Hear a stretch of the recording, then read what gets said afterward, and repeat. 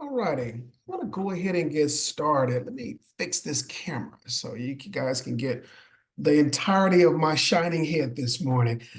Good morning. My name is Robert Peters.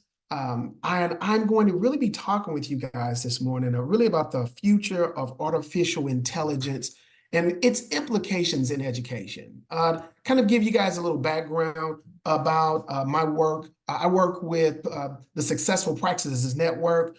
We work with about 500 districts across the country. So we have a boardroom to classroom a mentality where we work with a lot of boards, we work with superintendents, we work with campus principals, and we work with teachers around really a customized plan. We've opened a department of artificial intelligence, and we're working with districts across the country from a leadership perspective as well as a teacher perspective, really. So this is really our opportunity. I want to make sure I let everyone in. This is our opportunity to really talk about artificial intelligence, its impact in education, kind of system-wide, right? And when I say system-wide, I'm saying really from the boardroom to the classroom, okay? This is going to be engaging. So I'm going to be asking you guys a lot of questions. I want you guys to hit me up in the chat. I want this to be extremely engaging, folks. It's Friday, and I need some Mountain Dew energy this morning, all right? Really, as far as the goals are concerned, I want to make sure that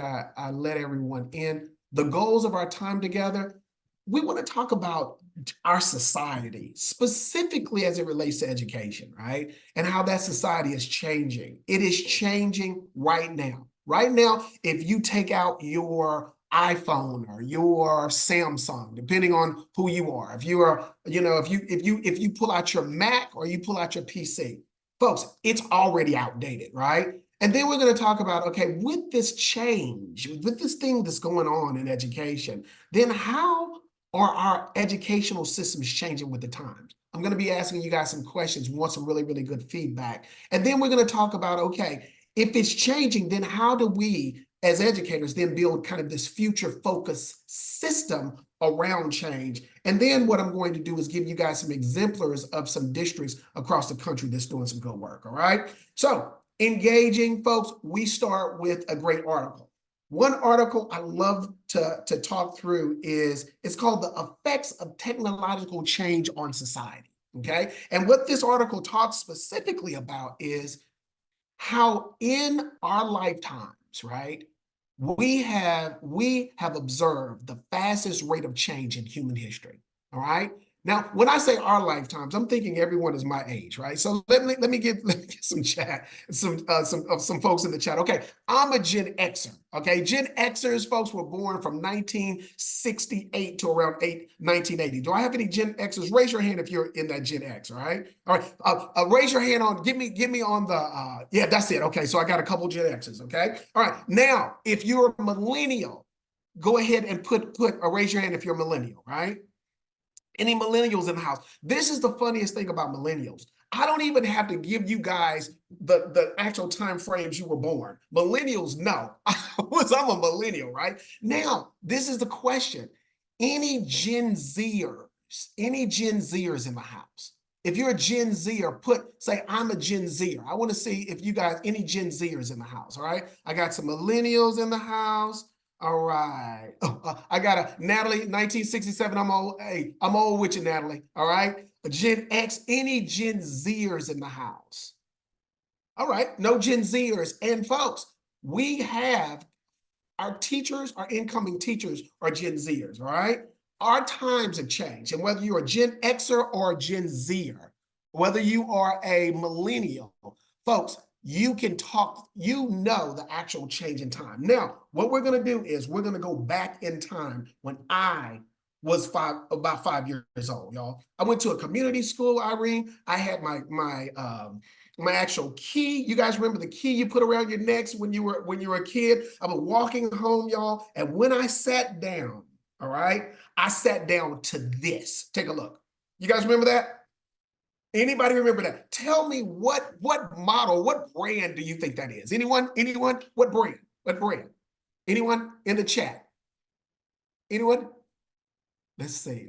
Zenith. You know what? The first thing that people say is Zenith and then the RCA. Listen, I do this across the country, and the first two brands people always say is Zenith and RCA, not GE. I don't know if GE was even a thing. Maybe was it in TVs back then, folks? Folks, this TV, y'all, is an old school Magnavox TV. And millennials, this was precious in my house because my father brought it in and they had something called a remote control, right? Back then, a remote control looked like the size of a brick. And folks, it only had about 2 to 3 buttons on it. One was volume and then one was going up and down. And I loved it, y'all, because I no longer had to be the human antennas. You guys know what I'm talking about, old school, where you were in the back and you had to move the antenna. Anybody know that? Raise your hand. You know that. Gen Xers probably know that, right? Those old school televisions where you had to move the antennas. This was modern technology. Someone had this amazing idea to put electronics in 200 pounds of wood, and we had to actually pick this thing up and then take it in, right? This was my time when I was a kid, right? And folks, let's talk about life as a kid. We lived in houses like this. Anyone know this house? This is a very famous house. Anybody know this house? Anyone? What house is that, y'all? Anyone? I got one new message. Folks, that's the Brady Bunch. That is the Brady Bunch house. You guys remember that? All right. And folks, this next picture, this was our internet, y'all. You guys remember that? That was our internet back then, right? Whether no matter where you were across the country, it might not have been that color, but that was our internet back then. And folks, this was our Xbox back then. This was our Xbox, right? This was our actual Xbox. We were out playing. There was no video games until I was much older, the video games.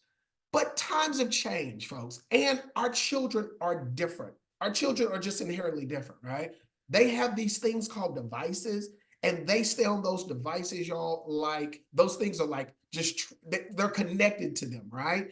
As a matter of fact, children are different, but with children being different, our children think differently. And this is a really, really good, if you guys don't know Sean Aker, he does some really, really good TED Talks around happiness and children around happiness. And what he says is the Gen Xers and even millennials, some of us, we would set goals and then we would work on our goals. And at the end, we then would be happy when we achieve goals.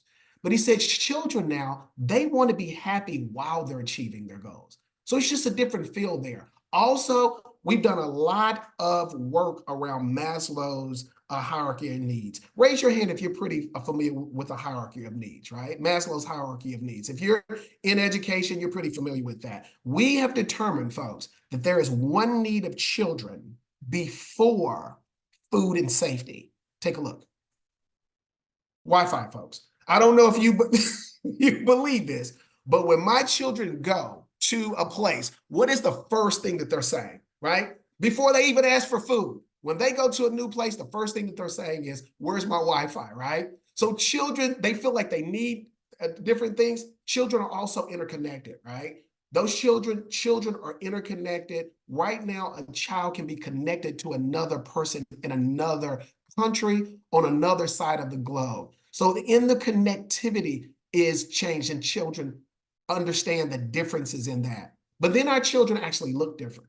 You know, our children have different needs. They think differently. Our children are interconnected, but our children, they also think differently. And what we're seeing is our children have different challenges. And these are just some of the challenges that we see children struggle with during COVID and then after COVID, right?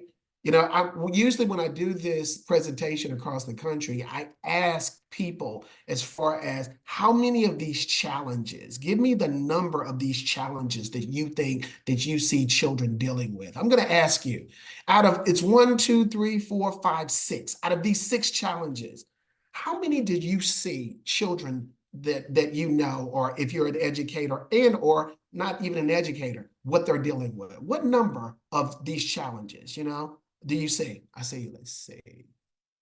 let's see, exactly, all six, right? As a matter of fact, across the country, folks, I've been in about this past year, I've been in about 300 different districts, and it is at least four. And then a lot of the times people say it's all six. It's literally all six. So now we know children are different, folks. Times are different. We have literally gone from a Magnavox television to a television that you can put on the wall that looks like a piece of art. We've gone from granddad's old component set. You guys remember that? Where it was an old component stereo to the stereo being in the cloud, right? Like who uses the old school stereos like we used to, right? But then what about our classrooms? Have our classrooms changed? Are our classrooms any different? Really quick, I always love to do this. Folks, this classroom, what years, what decades do you think that this classroom is? Do you think it's in the 30s, the 40s, the 50s, the 60s? No one better say the 70s, right? Or the 80s, right? But when you think about this classroom, hit me up on the chat. What do you think? What do you think this classroom in what decades? What decades? What do you think? 1950s. I see 1950s. Okay. Okay. 1950s. Someone says 1950s. Folks, ooh, somebody said maybe today. Wow.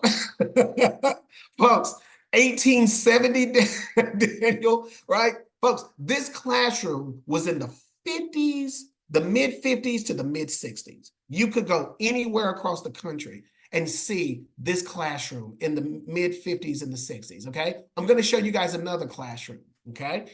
This classroom. When do you think that this classroom, when do you think this classroom is? Where, if you go across the country, what years, what decades is this classroom? Someone says the 80s. Okay. Someone says, I'm sitting in this classroom right now, right? Right? 2000s, 2000s, 2000s. Folks, this classroom is a classroom before COVID. Okay.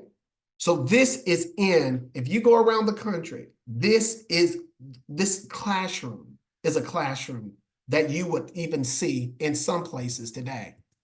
So the question is, right, if we're doing all this changing, artificial intelligence, all of these different changes, then why are our classrooms actually being the same?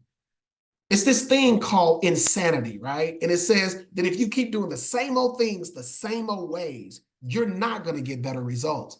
And what we see at the Successful Practices Network, what we do is we go to different school districts across the country, and we're looking for those successful practices. Dr. Bill Daggett is our founder, and he's a mentor to me. We talk every day about change and how do leaders change, and then how do teachers change, right? Despite the challenges, despite all those pieces. And what we have to look at is you got to start change. Let me see, I've got to admit someone. You've got to start change, folks. It starts with kind of this understanding of that we've got to prepare students for their future, not our past. We've got to prepare students not for the Magnavox television, folks, right? We can't even prepare kids for the flat screen, right? There are going to be some new ways that children are going to be looking at television in the future. So what we talk about is the artificial intelligence. It's just one part of that. But even as you guys know, artificial intelligence is changing on a daily basis, right? I mean, let's just talk about, the different ages. I mean, we lived in kind of this IT age, but the children, they're going to be living they live in a totally different age, folks. They're going to be living in an AI age. So then how do we get children in education ready for this change, right? Now, this is going to be a real funny, to you guys, okay? Everybody, raise your hand if you're pretty familiar with ChatGPT, right? Okay? All right, ChatGPT should be familiar. Folks, about in this past, last January, I was in Monterey with 2,500 leaders, superintendents, executive leaders. And I said, folks, there's this thing called ChatGPT and artificial intelligence. Raise your hand if you've heard about it. Out of 24, I know it's 2,500 leaders. How many leaders you think raised their hand out of 2,500 that I could count? How many do you think, y'all? How many do you think raised their hands when I said, raise your hand if you've heard ChatGPT? Katrina says 100, okay? Less than 100, 5, 100, 7, less than half.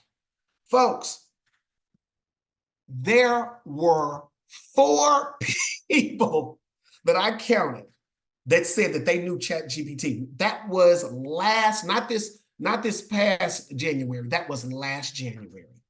And we know ChatGPT was just the baby of it all, right? We know that ChatGPT was just the start of it.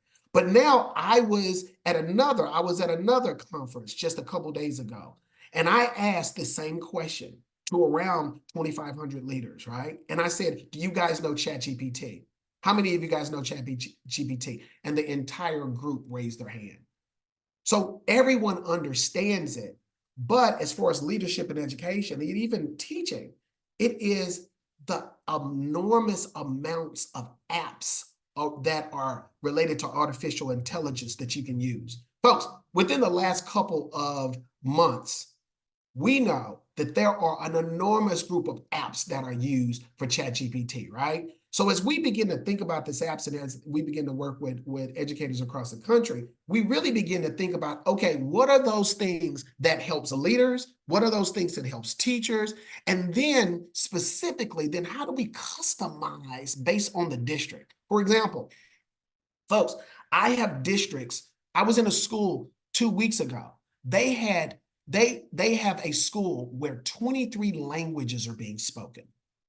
Think about that. Think about you got 23 languages that are being spoken in the school, right? How do you use artificial intelligence to really help you through those processes? I'm in another school district, an alternative school, right? They really want to change the culture of their alternative school. So we work with schools that are very high functioning that have those needs, and then we work with schools that are definitely customized. And what we see is when we look at artificial intelligence, there's some opportunities there. We're seeing some opportunities all across the country, right? We're seeing some opportunities, particularly when we think about leadership. We see that artificial intelligence can help leaders do a lot of different things, right? These are only a couple things that we're working with leaders across the country as far as artificial intelligence. Creating master schedules. I'll tell you, when we were able to sit down with a high school principal, and they take 4 to 5 months to do a master schedule, and we say we can help you do a master schedule with artificial intelligence in a couple of days. They were just like, whatever. We don't believe you. No, I don't believe that. I don't believe that, right? But when we begin to work with them in different apps and we begin to show them that, folks, it doesn't take 6 months to do this, right? Think about the actual eyes of administrators and leaders to say, my God, this can really help us. Bus schedules, master schedules, evaluations. Folks, if you're in leadership, folks, IEPs, think about all those things, right? So as we begin to think about and work with teachers, we work with them. We work with them on IEPs, on ways that we plug in and then work with them on IEPs. Here is just kind of a framework, and then we take that information and then help those special education teachers with our IEPs. Also, we work with administrators across the country on a lot of even small things like communications to larger things like building systems within their schools. One big thing for administrators is also observations. As we know, from an administration standpoint, leadership, to do observations and to do evaluations is it takes a lot of time. And we work with districts across the country to help them go through that process. Also, teaching assistant. Folks, this is the biggest piece. How does AI help on the teaching end. We know that we've got lesson plans, engaging activities, assessment, grading papers, all these pieces. And this is the beautiful thing about AI, right? Folks, back in the day, I started in 1995. Do you know how long it took me to do a lesson plan and get ready for an actual lesson? Y'all, sometimes it took days, man. It took like an entire weekend. Do you remember how long it took us to grade papers, y'all, and put your grades in? You guys remember that? It takes so long. Now it really doesn't take as much time. And we're teaching teachers that you can use a Claude AI. You can use a ChatGPT to help you out with your lesson plans and your tests. Then you can take all of that information, drop it into Gamma. Gamma will then give you a PowerPoint presentation to then actually present to your actual students. And then you can take different AIs that can grade papers, give you feedback. So throughout that entire process, working with teachers, could take 5 hours. Now it can take 15, 20 minutes if you use the right apps, right? So as we begin to think about lessons, we begin to walk those teachers through those lesson plans, the lesson planning piece. We begin to then have teachers actually build test questions around it. But one big piece that we see across the country, if there's implications, is how AI differentiates for teachers in the classroom. Just a couple of minutes ago, I asked you guys about the school. We had 23 languages spoken in that school, right? Think about a teacher using AI to assist in differentiation. We know AI is huge in differentiation. We know that this is a real good example of why does it rain, right? And you can have why does it rain at different IQ levels, right? For whether it's 50, at 50, it rains because the sky cries, all the way to a higher Lexile at a higher IQ rate.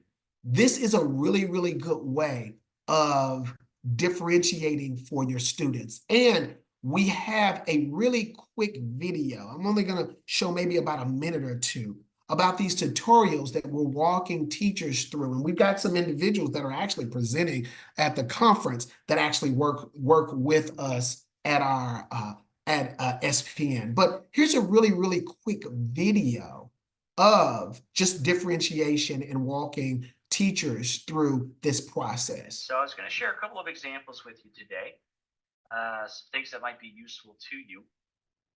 So for ChatGPT, if I want to create a different level reading for a student, I could copy and paste a section out of a textbook into here and say rewrite it, or I can have it make up one from scratch. But the very first thing I'm going to do, though, is let's say I have a student on a 200 Lexile level. Let's just start there. I'm going to ask ChatGPT a question here. I'm going to say, hey, what do you know about Lexile levels? And when I ask this question, it starts to come back and tell me about Lexile levels. I'm just trying to prep it for what I want it to do. And it sounds kind of weird, but you almost have to talk to this like a human being. You almost have to butter up ChatGPT to get better results. So I'm going through here, and I see that it's telling me about the numerical scale, Lexile levels, it's telling me about text complexity, and all these. Folks, I'm not going to take you through all of this information, and what I can do is I can actually send this to you. But a lot of you are on a higher level of knowledge, right? But there are teachers out there that are pretty scared about this thing called artificial intelligence.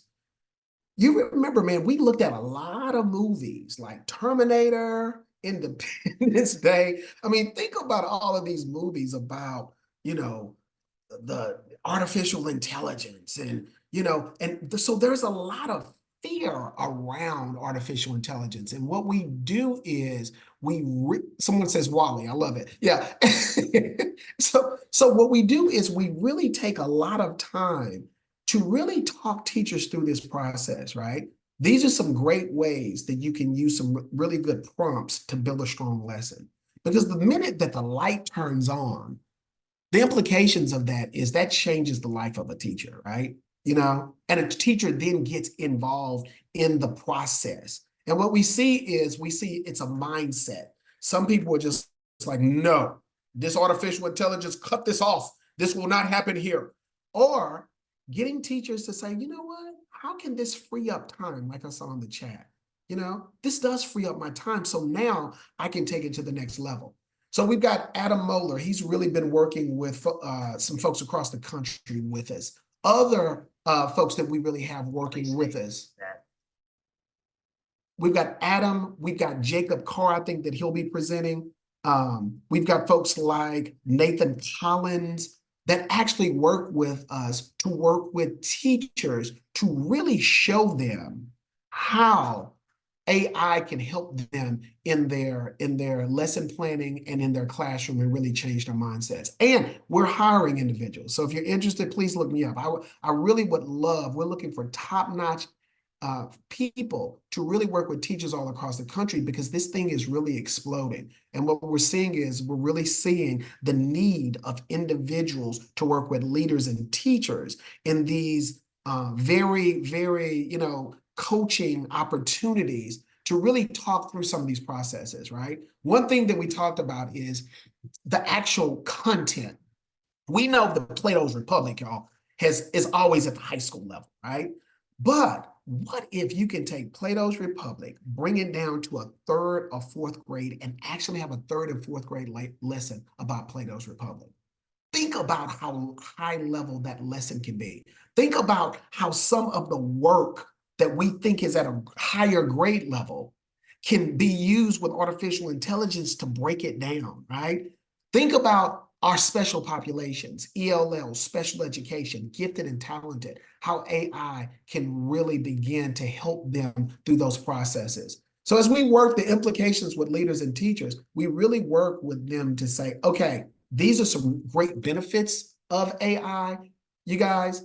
And these are some ways that you can actually use it inside of your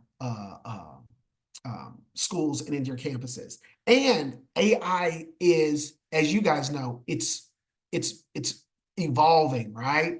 So now we're looking at ways that we can actually begin to use visuals that are going to be on this next video to then show teachers how to use this in their lesson. Take a look.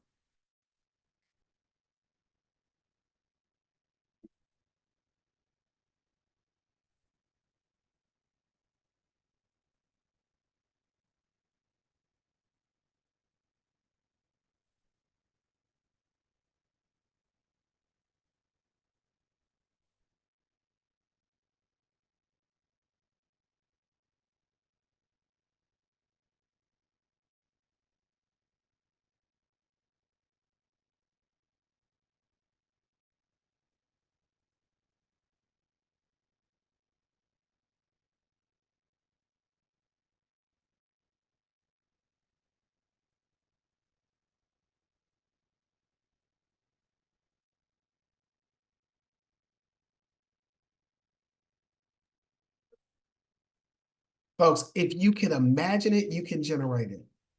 That is a little bit different than Coach Pittman's class in high school when I just walked in and he had that overhead projector that he that thing on the overhead projector and we took notes, right? AI is exploding. So the question is, and I always say this to teachers, if you had an acre to cut, right? What lawnmower would you cut it with? Would you cut it with that old school lawnmower that you push that has that one blade? Would you cut it with a lawnmower that's kind of self-propelled? Or would you cut it with the lawnmower where you can sit down, listen to good music, maybe have something to drink and actually cut it faster than ever? See, AI is a tool. And what we see in leadership and education, it is everyone's mindset around that tool, right? That's extremely, right? Someone says, do I want to save time or build muscle? That is very true, right? Definitely. If you want to build muscle, Dietrich, then you want to get on that one blade, man, because that one blade, you're going to be pushing that Dietrich back and forth in one spot for a little while, right? Oh yeah, I get a Rumba style lawnmower and then take a rest, right? That's what I'm talking about, right? So it comes down to you what tool you want to use. So I do have a question for you guys, right? You guys have done a little listening, and we want to do a little.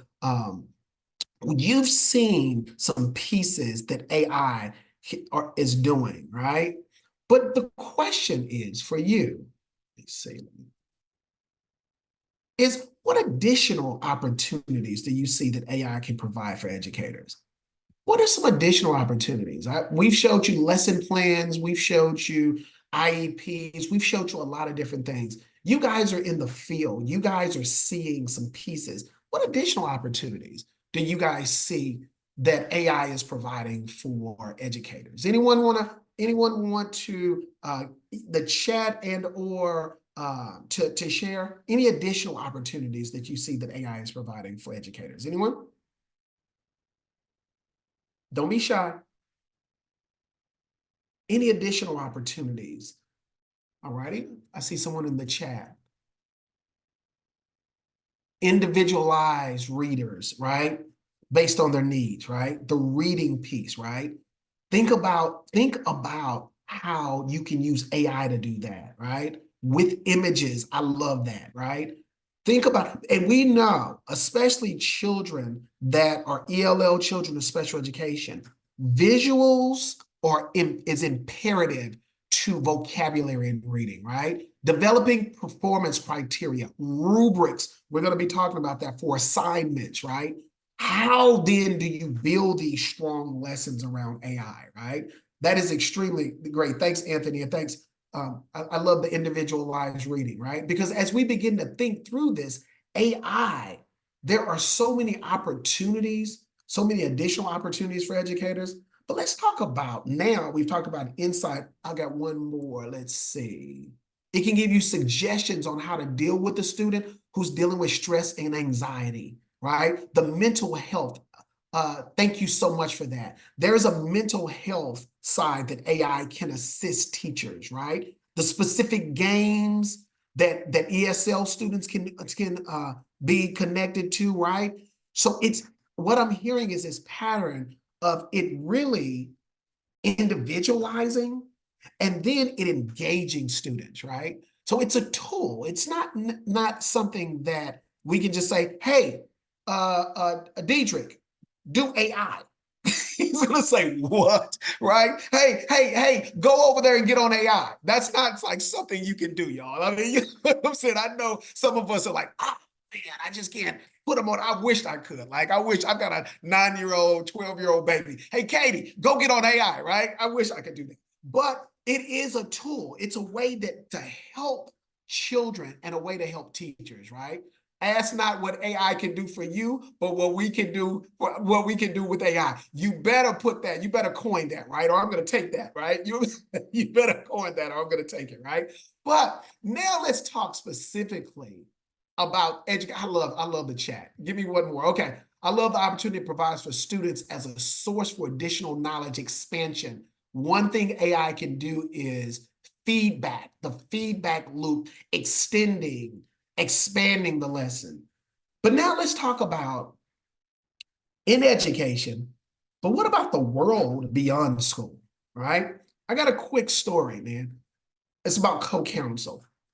My wife is an attorney, and about a year and a half ago, I was telling her, no, it was about 2 years ago. I was like, baby, there's this thing called ChatGPT. And she was like, what? What's that, Peters? Right? She's an attorney. She's like, what's that? I was like, baby, it's like artificial intelligence. She was just like the movies? I'm like, no, Michelle, it's not like the movies. It's like there are things out there right now. You know, it's almost like you remember like old school when the internet came in and everyone was like, okay, what's that? And then we got connected to it and then we began to see how dynamic it was. I said, AI is like the new internet. I mean, it's the new, I mean, like it's changing everything. And she was just like, okay, Peters, all right, yeah, yeah, whatever. All right, go, go, go, go, Peters, go, go, go. My wife calls me Peter. She doesn't call me Robert, right? So then she goes to a conference and she comes back and she says, Peters, you know that AI thing you've been talking about? They already have in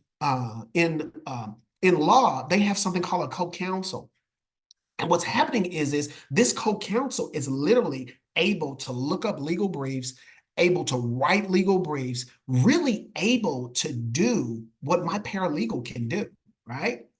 And when she brought this whole co-counsel up to the paralegal, guess what how the paralegal felt? She was like, oh my God, I'm gonna lose my job, right? You know? But what we saw that, you know, we saw that with co-counsel definitely benefited. And we understand that AI will eliminate some jobs, but AI will also enhance a lot of jobs. And based on some research that we've seen, 67% of workers will have half of their workload impacted. And when we're saying impacted, not impacted where they are actually fired, but impacted where they'll have to change. 30% will have some minor impacts. And folks, 7% of jobs will be eliminated, right? This is the scary part of AI, right? These are the challenges of AI. But with that, people don't understand that AI will replace some jobs, but AI will also create new jobs, right? You know, and that's what a lot of people think. Okay, AI is going to dissolve my job. AI might, right? We might not need the old school paralegal.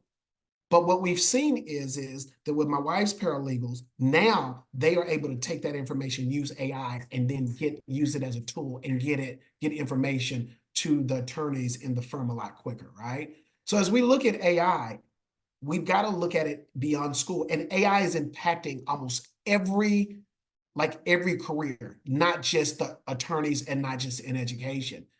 We said the same thing as far as ATMs, y'all. In the 1970s, they had something about ATMs come to fruition, and people thought bank tellers were going to lose their jobs. Folks, bank tellers hadn't lost their jobs. I mean, there's more bank tellers than there were in 1970s, right? Bank tellers hadn't lost their jobs, but the ATM gave bank tellers an understanding of, okay, or gave the banking system an understanding of how it can be used as a tool. Folks, you guys remember, I don't know, maybe some of the people that are Gen Xers, do you guys remember in the 1980s when they said that calculators can be used in the classroom? Do you guys remember that? Do you remember teachers were just like, not over my dead body, right? And they were protesting. But what we see is, folks, these are tools. They're used in the classroom, right? And now what we see is it's a mindset. So the thing is, what should we be focusing on? Should we be focusing on the change as educators? And this is the biggest implication. Or should we be focused on the actual skills,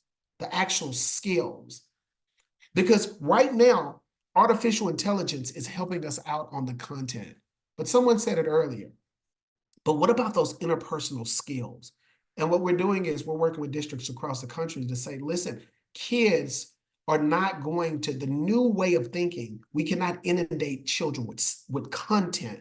We've got to begin to look at skills. And what does that look like? We see that in future focused education, these are the skills that children are going to need. They're going to need to be able to be analytic. They're going to need to be able to problem solve. They're going to need to be able to think critically and be creative. Folks, in these skill sets, they won't need to know the year that Napoleon was defeated in Waterloo, right? That's not going to get them a job, right?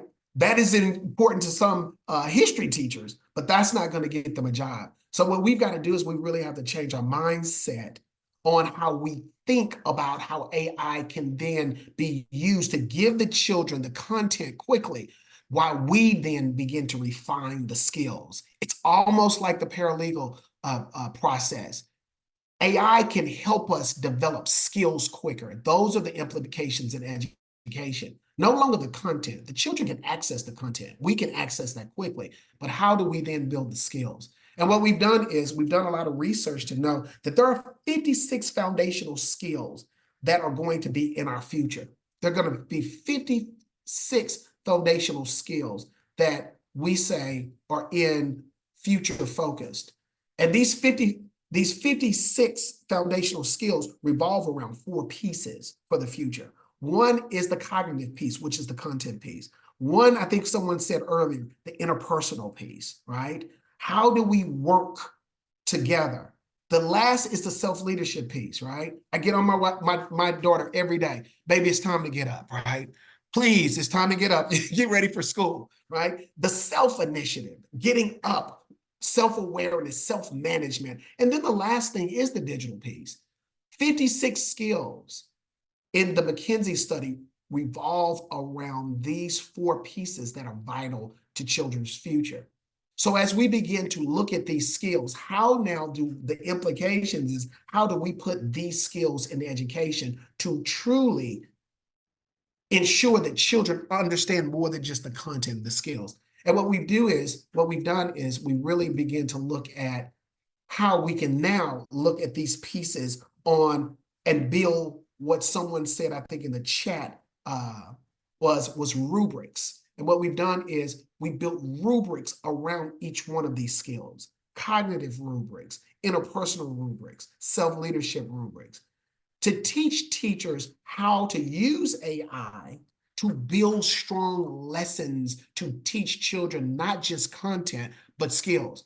I can get those actual rubrics to you all, right? Because what we do is we sit down, we work with teachers, and this is kind of a critical thinking opportunity that working with teachers, to have teachers really look at how in the cognitive piece, how do we actually have students think critically of their work and begin to analyze and synthesize information. Here's a really, really quick lesson. I want you guys to read it really quick, okay? It's a real cool lesson that really integrates those rubrics that we discussed using media and using AI.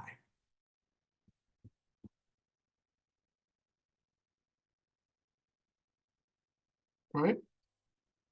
It says, students read Death of a Salesman, Wuthering Heights, and Toni Morrison's Song of Solomon. In a TikTok about her lesson plan, the teacher explained that she will have students write an original thesis statement about the text they are reading. Then the class is going to use ChatGPT to generate essays based on that thesis statement.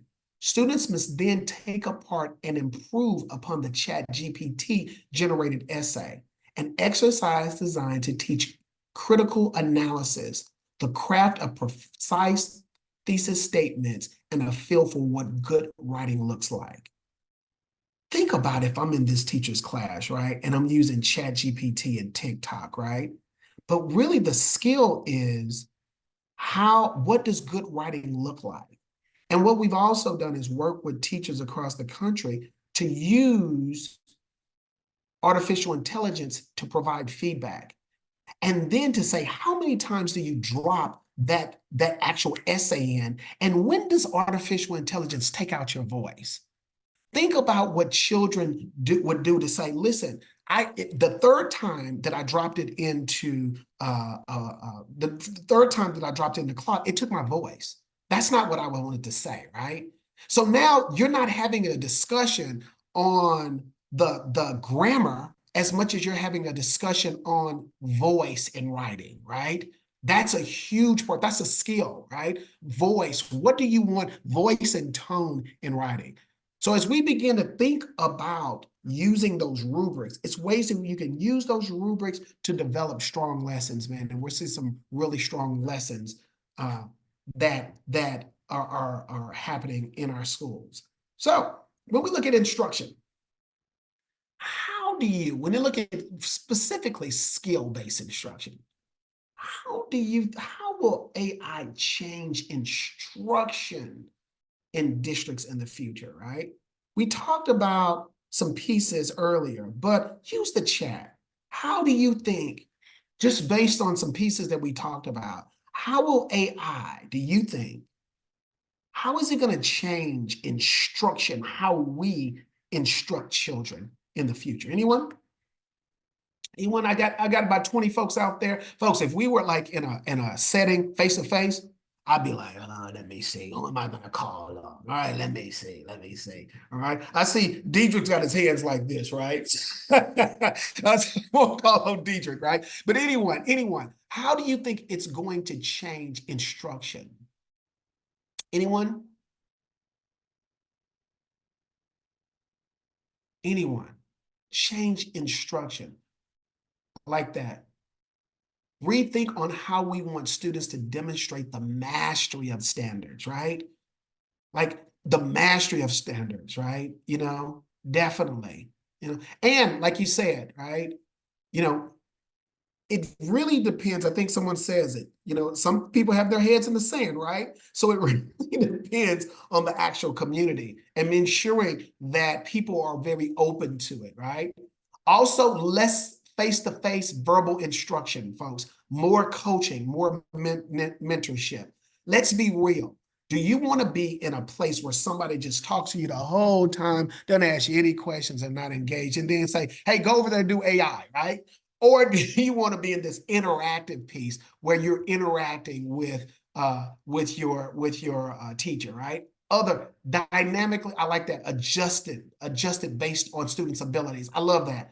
When you were able to say, I've got 20 people that are in this room with me right now, and I really have 20 of you that are in this room with me right now.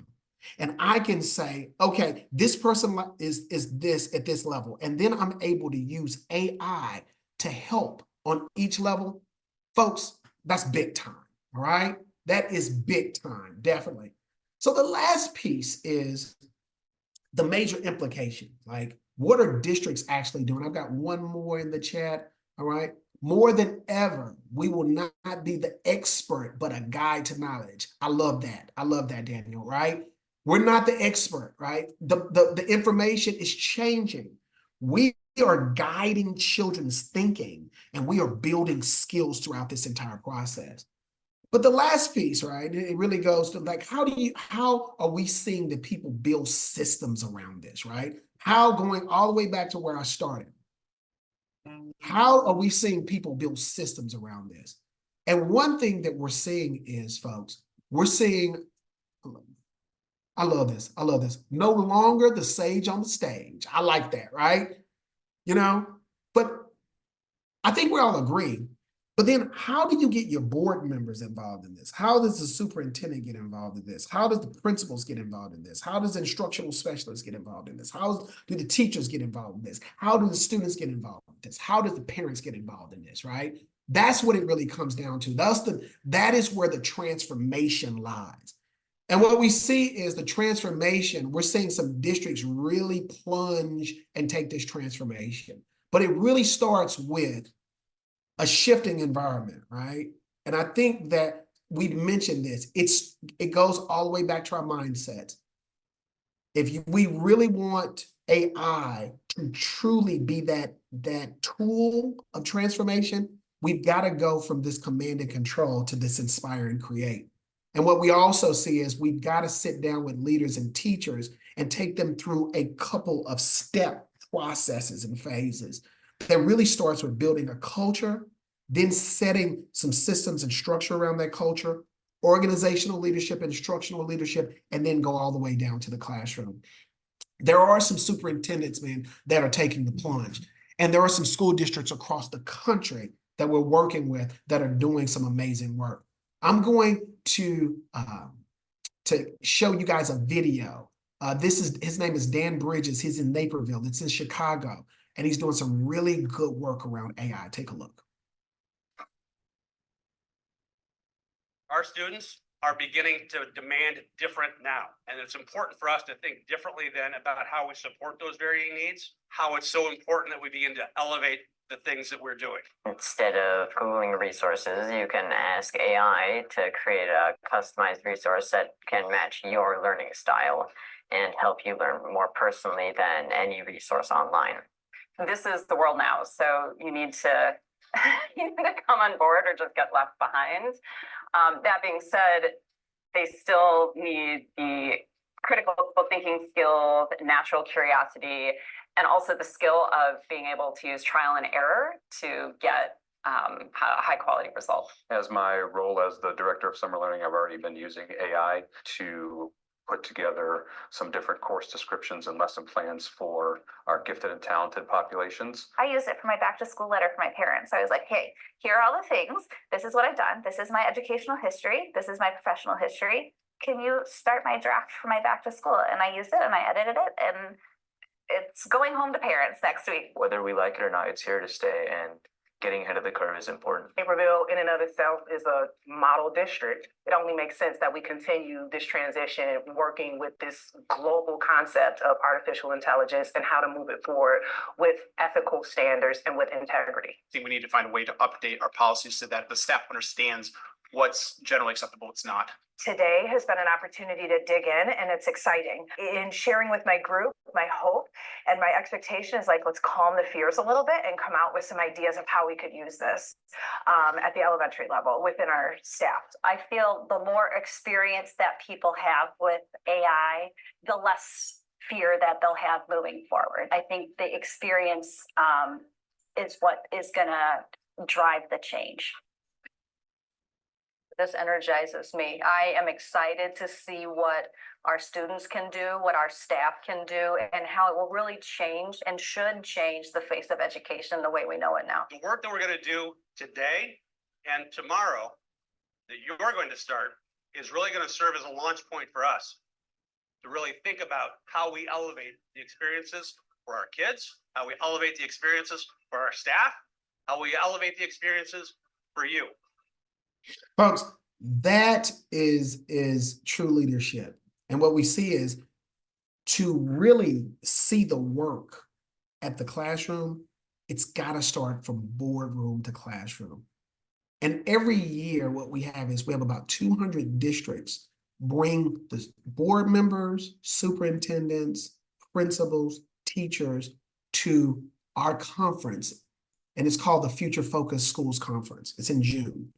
Every year we sit down as a group and we really begin to talk through these pieces around artificial intelligence, and true from a leadership strand, an executive leadership strand, from a campus leadership strand, from a teacher strand, and folks, we even have a community strand.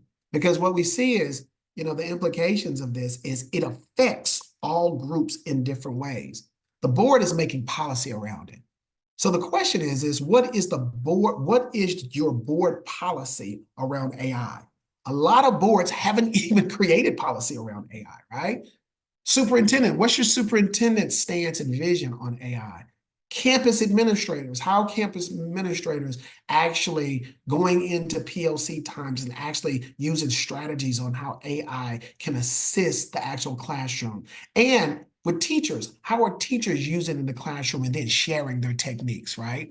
And then students, are students able to use it? Or are they being said, no, you can't use that here, right? So what we've done is we bring folks together in our Future Focus, a schools conference, and we really, really talk through some of those pieces.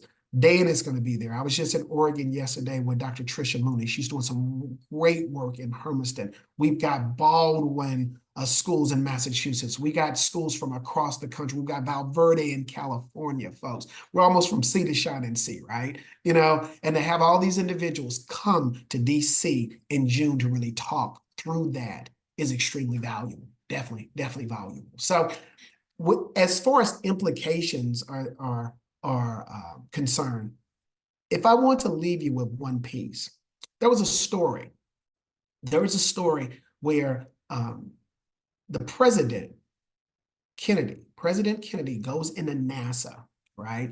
And all these people engage President Kennedy, and they were like, sir, we've done this, we've done this, we've done this, we've done this. And then President Kennedy says, okay. And he goes to this janitor, right? Just a guy mopping the floor. And he says, hey, man, how you? I don't know if he said, hey, man. I said, I wasn't there. Right? I'm just like, I'm sure Jack Kennedy didn't say, hey man, but I mean, if Robert Peters, I would have said, hey man, right? But he says, hi, sir. You know, we got to say, even say hi, sir. He says, I'm Jack Kennedy. He says, tell me what you're doing. And the custodian says, I'm helping putting somebody on the moon, Mr. President, right? And when he heard that, it's this story of we all have to work together in this mission going forward, right? The custodian understood where they stood in this process. Everyone understood where they had to be in this process to put a man on the moon. And as we really think about the implications of artificial intelligence in education, we all have to understand our role and how it fits from boardroom to classroom to ensure that that we are successful. So as you go on, I want to thank you all for being a part of this. I've got one session feedback form. Please give me feedback. Again, my name is Robert Peters. We work with districts all across the country with Successful Practices Network. As you guys know, AI is exploding. And with that, our work is really, really growing. And these were just some opportunities for me to just kind of speak with you all about what we're doing and the impact that AI and its implications are having on education. Definitely. Brian? I just came in for the tail end. I'm so bummed I missed all of this. No, I just wanted to say, hey, everyone, it would be great if you did the feedback forms for this session and any yesterday and any the rest today. But just want to say thanks, Dr. Peters, for being here and for sharing, for doing the work and for sharing about it. Hey, definitely. Hey, thank you all so much. And someone has asked me, do you have access to the slide deck? I can definitely get that slide deck to you, Ryan, and get that information to you all. Yeah, we'll post it. Definitely. Yeah, definitely. And it says, thanks a lot, how we're using tools and how, yeah, definitely. I can get all that information to you guys. Again, thank you all so much. You guys enjoy the rest of your day and enjoy your weekend, okay? Thank you. Thanks, everybody. See you in the main room in 15 minutes. All right, y'all. Have a good one.